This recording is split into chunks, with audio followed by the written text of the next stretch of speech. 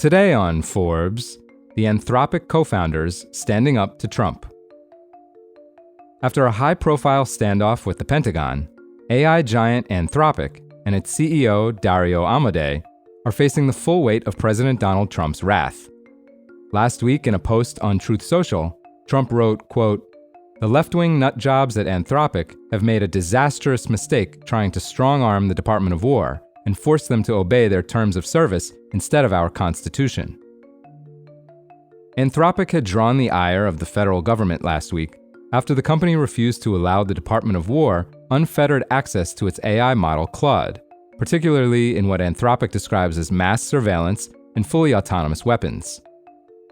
Taking the moral high ground could come at a hefty price. In response, Secretary of Defense Pete Hegseth deemed the company a, quote, supply chain risk, banning any contractor, supplier, or partner that does business with the U.S. military to use Anthropic. In the face of that threat, Amodei didn't budge. In a blog post explaining the decision, Amodei wrote, quote, "We cannot in good conscience accede to their request." The next day, Trump directed every federal agency to immediately cease use of Anthropic's technology. Paul Scharr, a former official at the Department of Defense, where he worked on policies related to autonomous weapons, said, quote, "In this instance, Anthropic has been willing to blow up an important relationship with the government by sticking to their guns. They've been willing to stick to their principles even when there's a cost to doing so. And I think that is notable. Not all companies necessarily do that." The media frenzy around Anthropic's stance has brought it some goodwill from Trump critics. Over last weekend, Claude shot to the top of Apple's App Store charts, surpassing ChatGPT for the first time, though the app's popularity had also been rising since the Super Bowl and after well-reviewed model updates. It remains at the top of the App Store charts as of Thursday.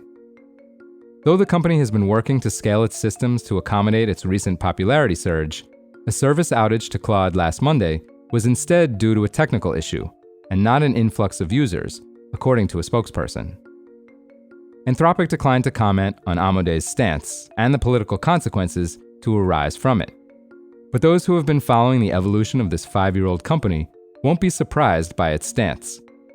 After all, this isn't Anthropic's first tussle with the administration. Amodei reportedly likened Trump to a, quote, feudal warlord in a now-deleted Facebook post that urged his network to vote for Kamala Harris. Last year, Anthropic lobbied against Trump's signature so-called Big Beautiful Bill over its aim to curb AI regulation with a 10-year suspension on state-level AI laws. Anthropic prevailed, and the provision was ultimately not included in the legislation.